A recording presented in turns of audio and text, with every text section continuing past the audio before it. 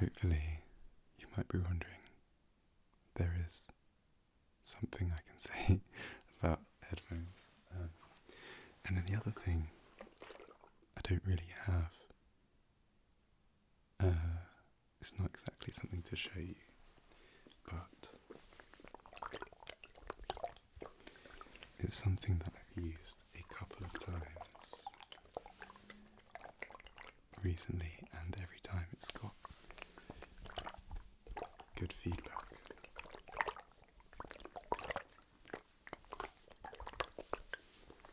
So I thought I would bring this back for the end of this video, and I didn't do it up properly because it just spilled on my leg. Okay, so let's start with the rings, I think. Let's start with the rings. So first of all, the bag is just this like leathery, it's like felt. It's like a black felt bag with these drawstrings. It makes quite nice sounds. It makes quite nice fabric sounds. The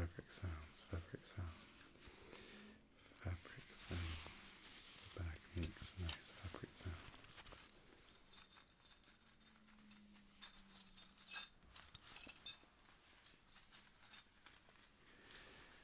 What do you guys think of like metal sounds?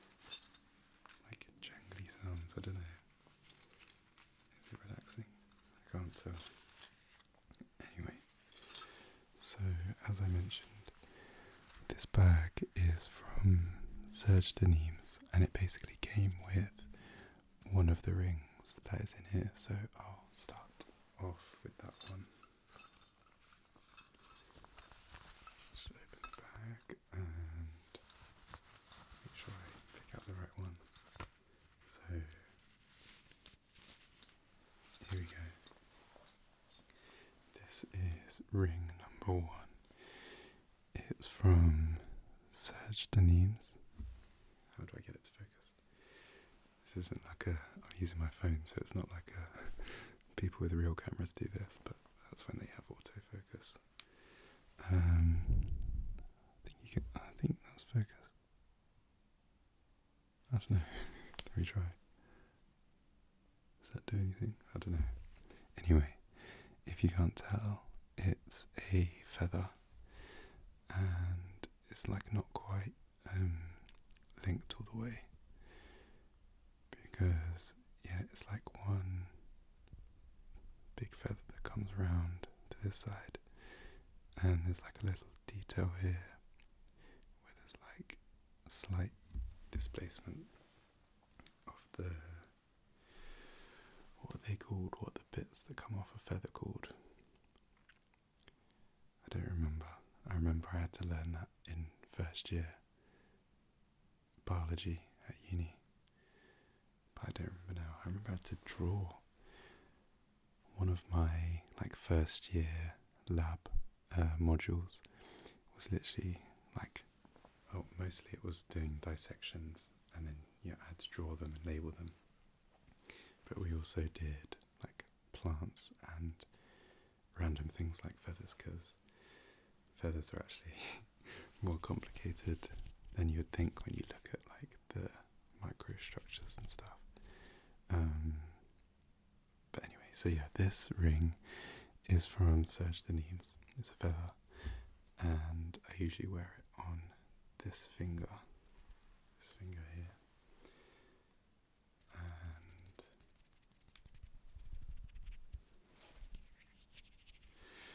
I got it because my favourite one of these rings, which I'll show you, it was kind of in the theme of that ring. It was related, so after I got that ring, I got this one, and I really like it. The only problem with it is because it's not like a complete ring, it has a tendency to, as I wear it over time, these two clamp in like this, and it gets smaller. So every so often I have to spend a while like really trying to yank it back open, which is a bit annoying. And yeah, so over time it's kind of, you can see, can you? It's not quite like round anymore. There's a bit of a kink in it, but it is what it is. It is what it is. I still like it. I like the look of it. And all these rings have lasted. I haven't got a new ring since before I started uni, actually. Wow. Yeah, I had all these rings when I started my first year, so I would have got them all. I think I only started wearing rings in like 2017, so I think I got them all in like 2017, 2018. I've just been wearing them ever since. So I'll show you my favourite one next. Or should I show it last? Let's show the favourite one last. Let's keep you all in intense suspense as to what my last ring. I mean, you know it's got to be feather related, so take a guess. Okay, let's talk about this one. This one is not too much of a story. Oh, come on. It's basically just a St. Christopher ring. I just got it from ASOS. And I don't actually wear this one too much because, as I said, I haven't bought any new rings since 2018. And so my hands, I mean, they're still not huge, but they've got a bit bigger. So the only finger I can fit it on is this one. But even then it's slightly tight. And yeah, so I don't wear it too much because, especially in summer when it's hot, like my fingers expand because they're hot and it gets quite hard to get off. Like I've had a couple times from heat, and I think alcohol makes your fingers expand for some reason. So there's been times where I've like gone on a night out, got back and not been able to get it off for like 24 hours. But yeah, I can't remember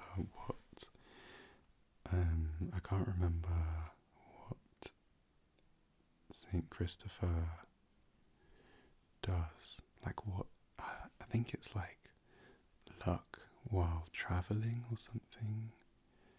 I think that's what it is, but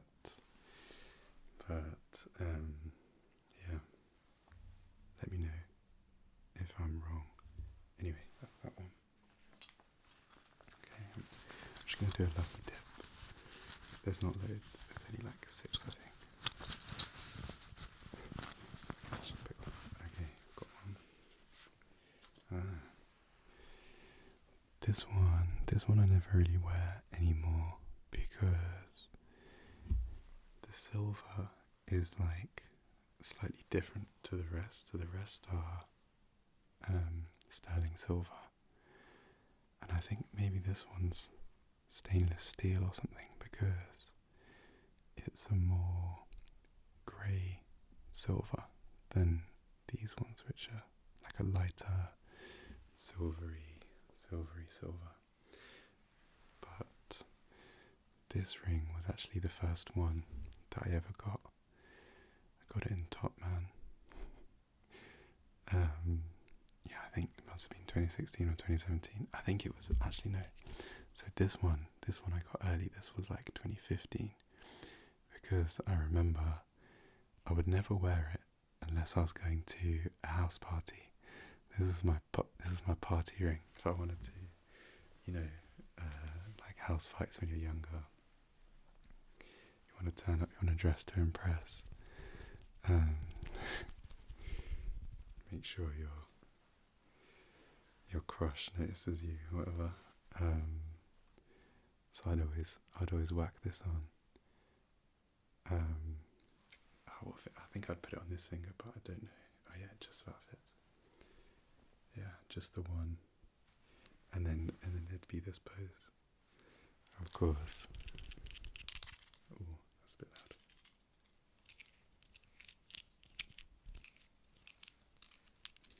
loud.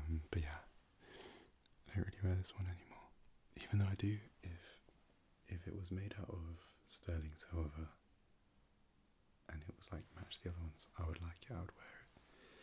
But on a different finger. Because, yeah, maybe this one. Yeah, I don't know. Okay, next one. I'm aware I've been taking way too long just on the ring section, so I'll move it on a bit. Okay, this one is not that interesting. I just got this on Amazon. I just typed in silver ring to see like what they had. I liked this one. I bought it for my pinky. And okay, two more. This one maybe is the coolest story, because when I just turned 18, I went to a music festival in Belgium called Rockwerchter. Some of you might have heard of it. So it's like a week-long festival in a place called Leuven in Belgium. And I went when I was 16 and then again when I was 18. And the second time on our way back, we were on the Eurostar train, which, if there's anyone that doesn't know what the Eurostar is, maybe people that aren't from Europe, is a train that goes under not under, but through the British Channel, so the sea bit, the small bit of sea between England and mainland Europe, goes under there. It's like a tunnel. Anyway, we were on the Eurostar back from Belgium, and there was this guy in our train just sat like near us. He had this briefcase, and randomly, like halfway through the train journey, he just turned to us and like opened his case, and it was just like filled with rings. And he was like, "Do you want to buy one?" And I was just like, we were all like having a look, like, yeah, go on then. I'm pretty sure we all bought one in the end, but this was the one that I got. It's just, when it's on the finger, so I put it on this one, from afar it looks like it's a stone, but it's actually just plastic. It's just black plastic, with like some ridges. Yeah, that's about it. But I think I paid €15 for this on the Eurostar back. And another good story about this ring, sorry to talk so much about the rings, but when I was at uni, we used to do these like socials where you'd go, there were specific restaurants where you could book out a room where you'd have a table and then you'd have a meal with like sports teams, or you could just do it for whatever really, but mostly sports teams. And it would basically be like a meal, usually Thai food, but there'd be like drinking rules. And anyway, at the end of one of these socials, we were all like singing a song or chanting, can't quite remember, but I remember I was standing on a chair and I was like hitting the ceiling, and I knocked out the stone from this ring, but I didn't notice until like later on when I was in the club, and I just was wearing like this but with a hole in it. And at the time, I think I was in second year, we were doing these socials quite a lot, And so like the people in the restaurant kind of like knew us because we always went to the same one, even though there was a few you could go to. This one was the best one. And the next week I went back, and I walked in, and one of the like girls, the waiters, was like, "Oh, ring guy," and I was like, "What?" And she was like, "Come here," and she was like, "Oh, we found this on the floor when we were sweeping up. Is it from your ring?" And I was like, "No way, that's crazy. That's crazy that they found that, especially because it's like small and black. Like, how would you even notice?" And I just popped it back in, and it stayed in. So, like, I don't know, very lucky.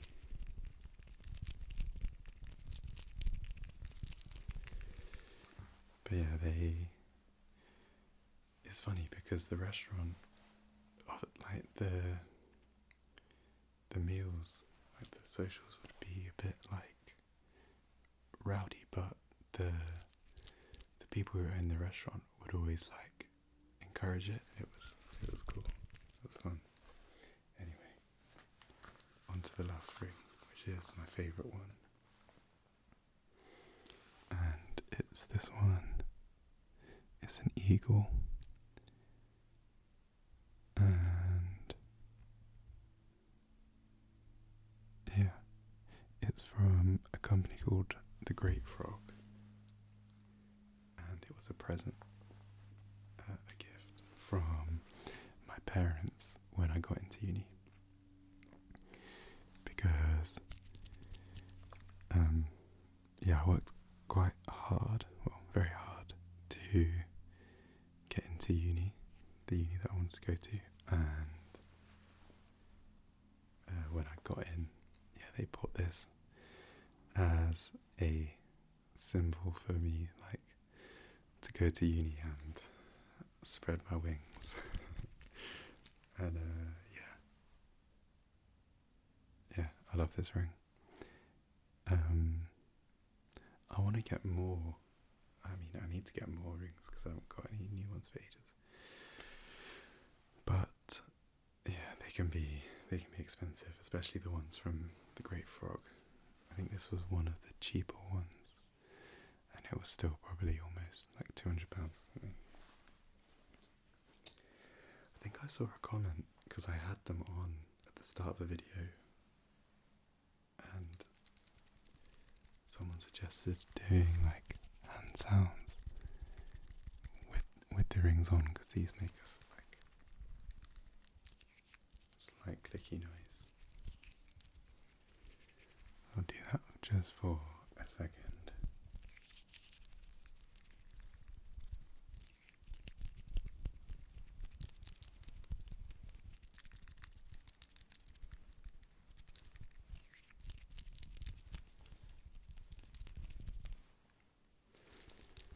Maybe I'll keep them on for the next item, which is going to be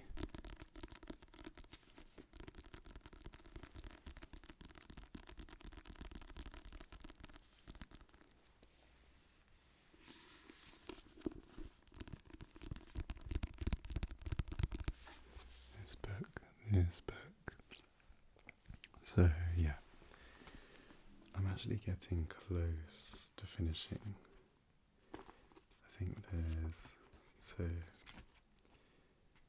in total 366 pages, and I'm on page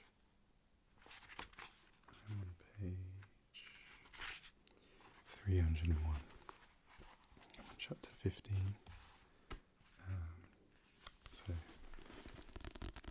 not too much to go, but honestly, I'm loving this book a lot. I'm so happy that I'm like back into reading.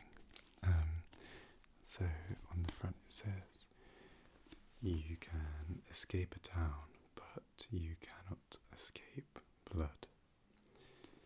I'll read you the blurb. So Stella and Desiree identical twins growing up together in a small southern black community until, at age 16, they run away. Years later, everything about their lives is different. Their families, communities, and racial identities. One sister lives with her black daughter in the same southern town she once tried to escape. The other sister secretly passes as white, and her husband knows nothing of her past. Still, separated by many miles and just as many lies, the fates of the twins remain intertwined. What will happen in the next generation when their own daughter's storylines intersect? So, hopefully, I think that's a pretty good blurb, like it's quite informative about the storyline. But yeah, basically, there's these two twins that grow up in a town which is,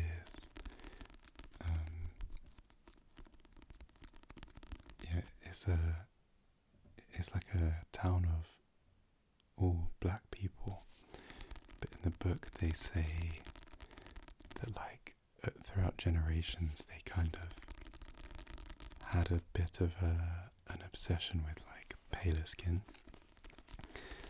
So pretty much through selective breeding, all the people in the town chose to be with other black people with lighter skin tones, that over time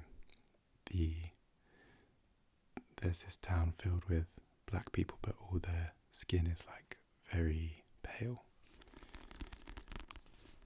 And so basically it's a small town and a bit suffocating. So these two twins, one of them in particular, really wants to leave and escape to New Orleans, which is, a bigger city. I mean, I don't know anything about New Orleans, apart from in my last video someone commented saying I would enjoy the blues and jazz scene there. So that's the one thing I know about New Orleans. Anyway, they want to escape there. And so they do. When they're 16, they run away. Don't talk to the mum. And then, basically, one of the twins, the other one that didn't want to run away, ends up pretending to be white in order to get a job.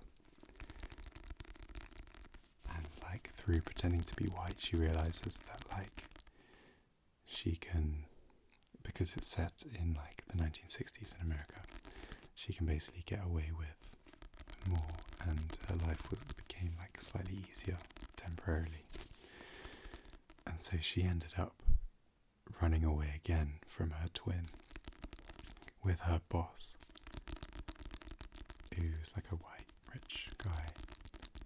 And so the whole family's kind of fragmented, and then it just follows.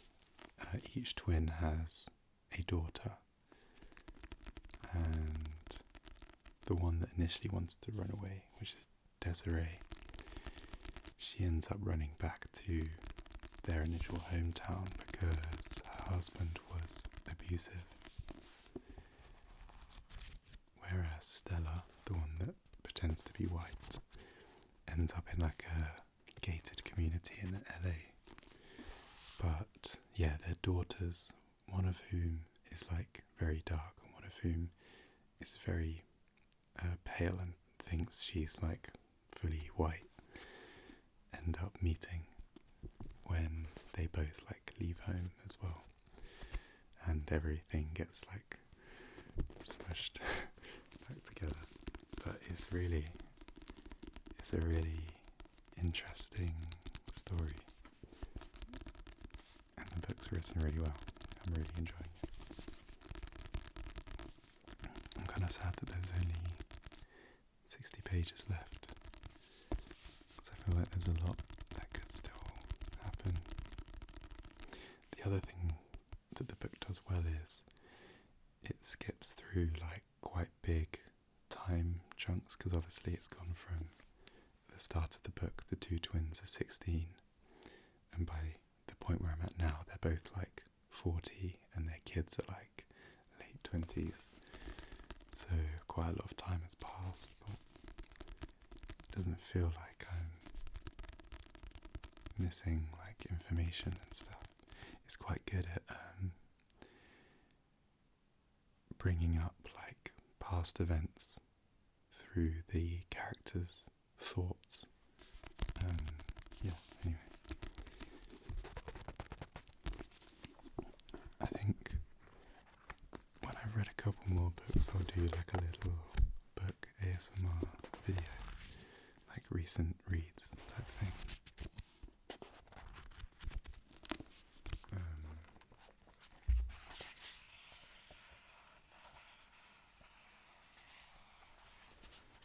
So I'll talk about this again at some point. Maybe I'll read.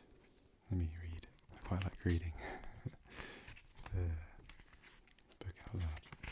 I'll read a page. So I'll read the first page. So part 1, The Lost Twins, 1968. The morning one of the lost twins returned to Mallard, Lou Le Bon ran to the diner to break the news, and even now, many years later, everyone remembers the shock of sweaty Lou pushing through the glass doors, chest heaving, neckline darkened, with his own effort. The barely awake customers clamoured around him, 10 or so, although more would lie and say that they'd been there too, if only to pretend that this once they'd witnessed something truly exciting. In that little farm town, nothing surprising ever happened, not since the Veens twins had disappeared. But that morning, in April 1968, on his way to work, Lou spotted Desiree Veens walking along Partridge Road, carrying a small leather suitcase. She looked exactly the same as when she'd left at 16, still light, her skin colour of sand barely wet, her hipless body reminding him of a branch caught in a strong breeze. She was hurrying, her head bent, and Lou paused here, a bit of a showman. She was holding the hand of a girl, 7 or 8, and black as tar. Blue black, he said, like she'd flown direct from Africa.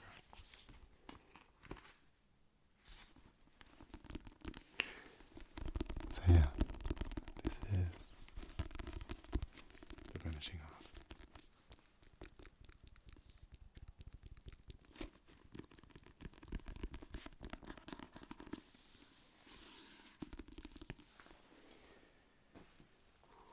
It's getting hot. It's hot in this room.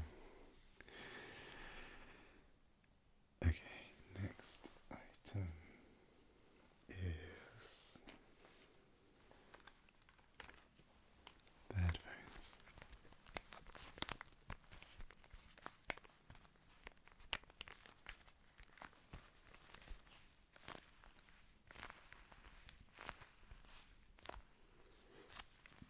Yeah, I like the sound of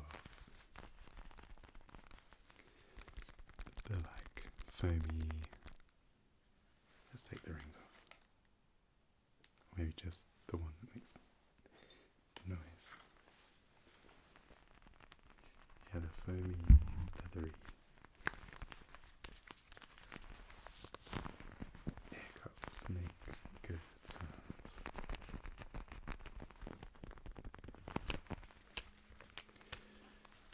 But basically, for the past couple of days, I've been wearing these because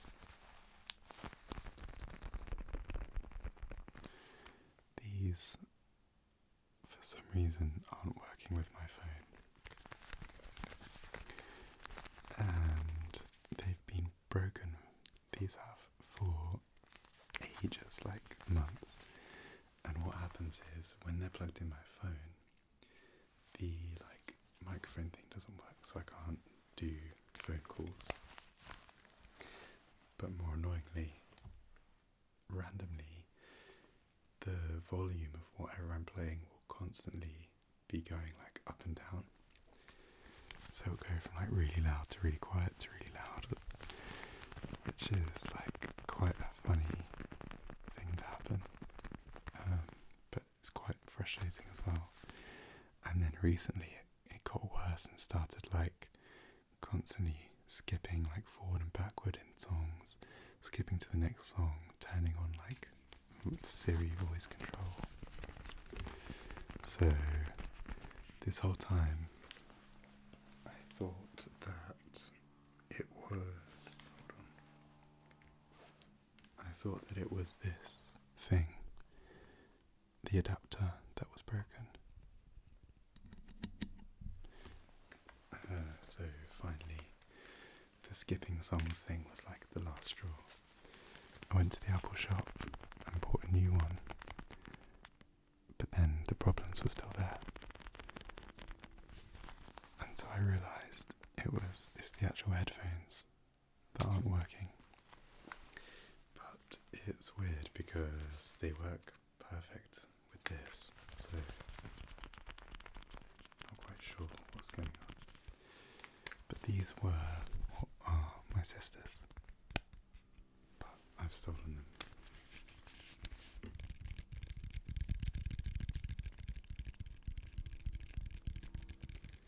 And they're like, so they're Sennheisers, don't know what, HD 400S. If I remember right, they're like fairly cheap on Amazon. They're like Sennheisers budget ones, but the sound quality is really good. I'm enjoying them. I might not go back to using in-ear ones. The only problem is I usually wear earphones or headphones like most of the day on the commute and at the lab. So these can get a bit uncomfortable after a while.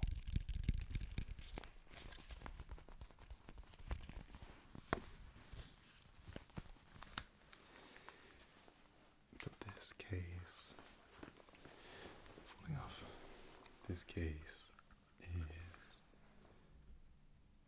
an old Beats case. Sorry.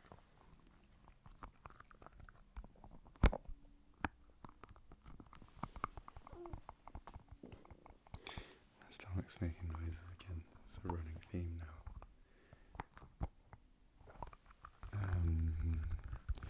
And this is the story behind this is my first ever job. I find it a bit hard to control the soft speaking sometimes. But my first job was at my local Apple store.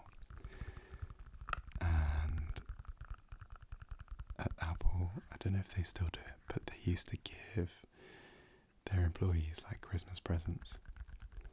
And so the year that I was there, we all got some Beats earphones as the Christmas present, which was incredible.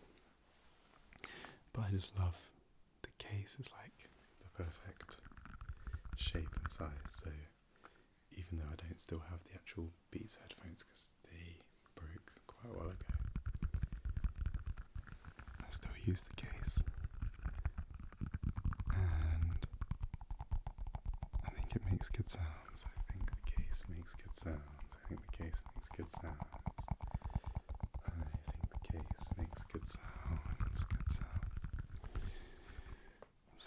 Sorry, Raffy Taffy. I feel like that's got to be like copyright. I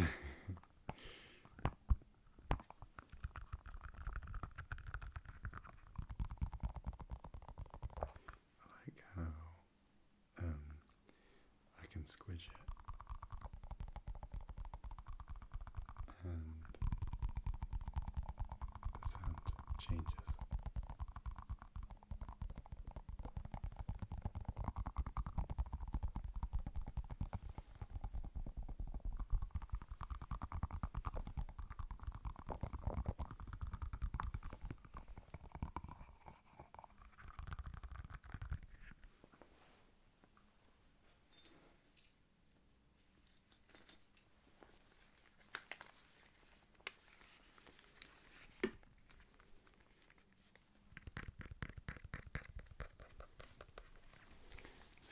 basically just all black, very plain and simple, mostly plastic, but the ear cups are, I don't know if it's probably not real leather, it's probably fake leather, leathery, and then the underside of this is like a silicone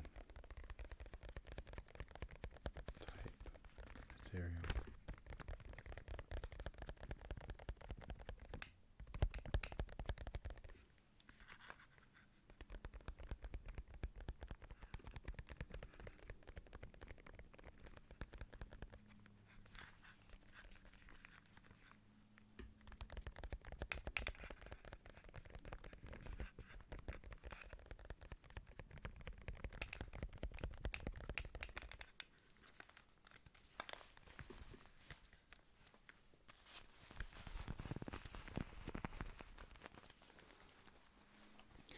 This video, I wasn't expecting it to be so long. I think I took a lot longer on the rings and the book than I expected, so I will move on to the last item, which isn't really show and tell, it's just a hot water bottle, but it's something that makes absolutely incredible sounds, incredible sounds, incredible sounds.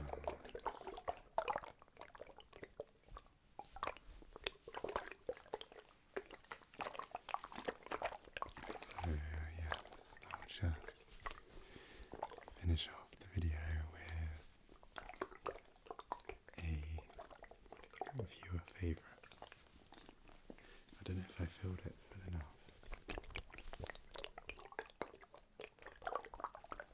Or as full as I have done previously, but sorry.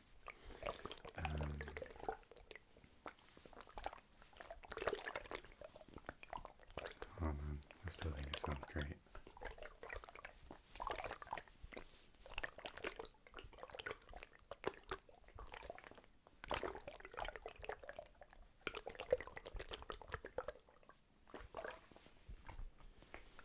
So, for the end of this video,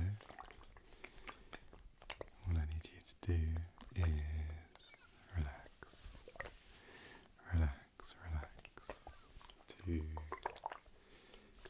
hot water bottle sounds.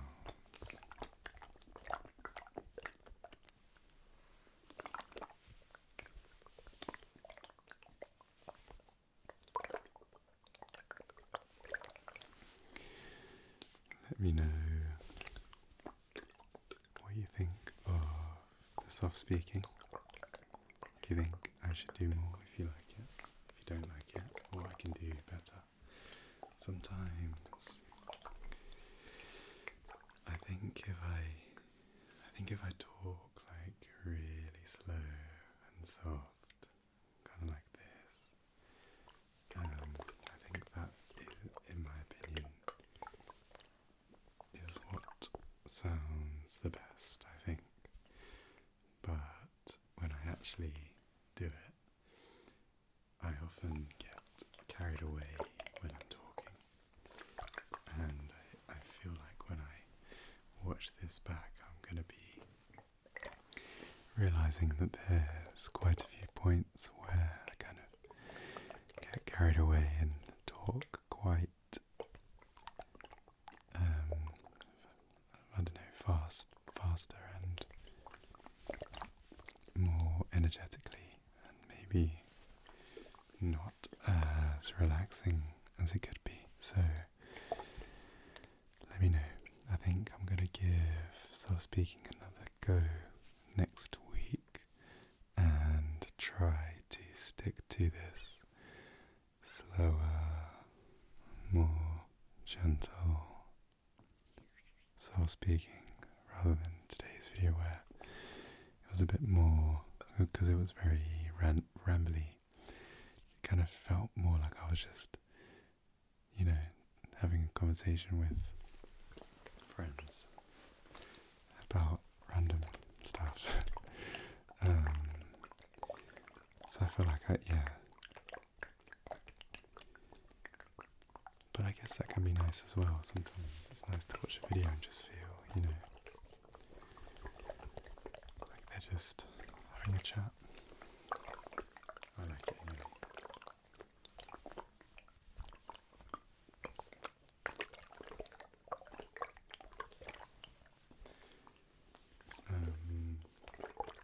But yeah, I think this is going to end the video. I hope that you enjoyed. I hope that you found it relaxing and tingly and interesting. I hope.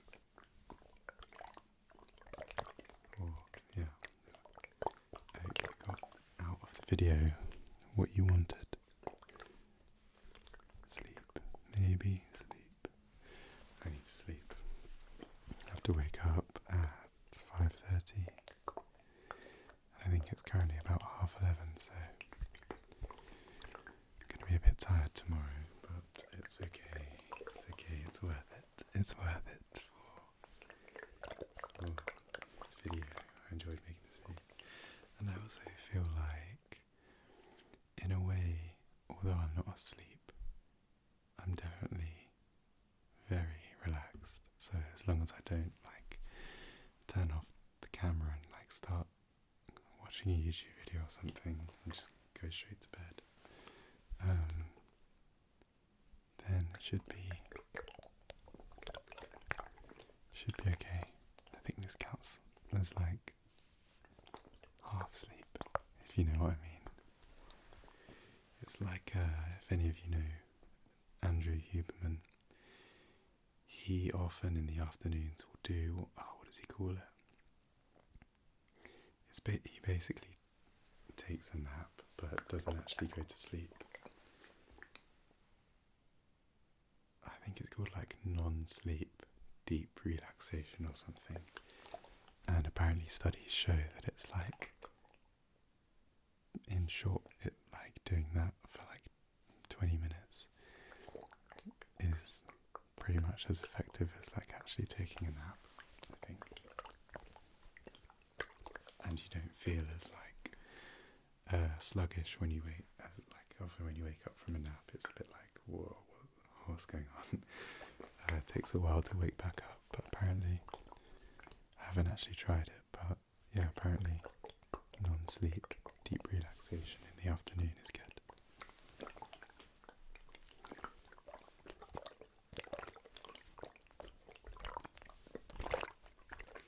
I'm slowly trying to incorporate things like that into my daily routine, but I think it's better and more likely to stick if you kind of do it one by one and not all at once. So since February or January, I've been doing cold showers in the mornings, and that's now properly stuck.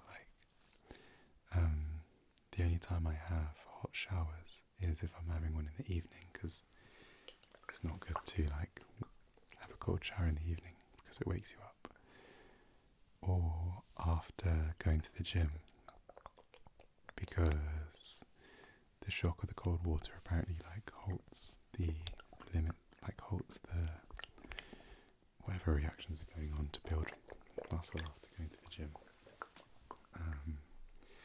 But even when I have warm ones now, it's basically cold, just slightly warm. It's not, when I have a cold one, it'll be all the way cold, whereas now my warm shower will be lukewarm, which is quite a big shift, because I used to have nice hot showers. I mean, obviously I still love a hot shower. I never have it, but I would like it. But I don't know.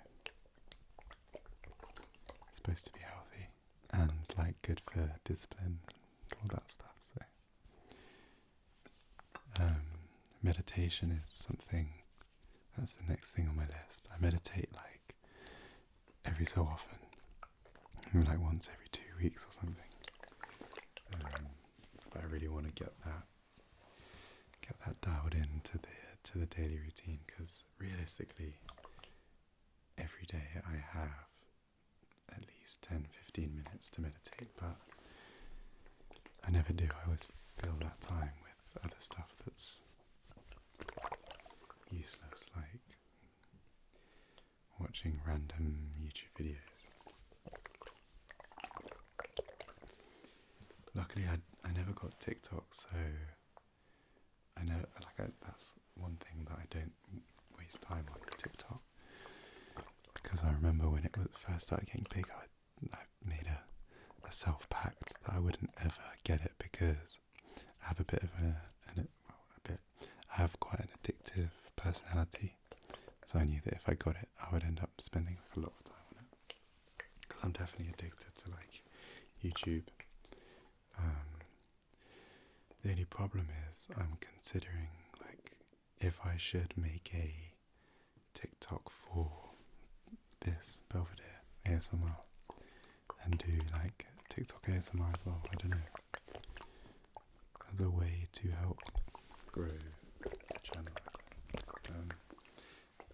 So that might force me into finally getting TikTok, but we'll see. Let me know if you watch TikTok ASMR and if you like it. Alternatively, I could just do YouTube Shorts or both, but yeah, I don't know. It's in my thoughts. I'm weighing up the options. Yeah, okay. So, I hope that you enjoyed the video, and thank you for joining me. Thank you for spending this time with me. I had a blast. I never say that. That's weird. It's funny, I do find myself when I film, I think the way I talk is a little different. I mean, even that, I think in my normal day-to-day I'd never say, a little this. I would just say a bit, but yeah, for some reason when I'm on the camera, and doing ASMR, the way I talk is slightly different. I'll use phrases that I don't normally use. What was the phrase that I said that triggered that? I had a blast. Yeah, never say that, but I do now. I had a blast. I had a jolly good time. Hope you did too. Yeah, so thank you, and I will catch you in the next one. Which I think I'm going to do a intro repetition video, so that should be coming on Friday. So yeah, see you on Friday.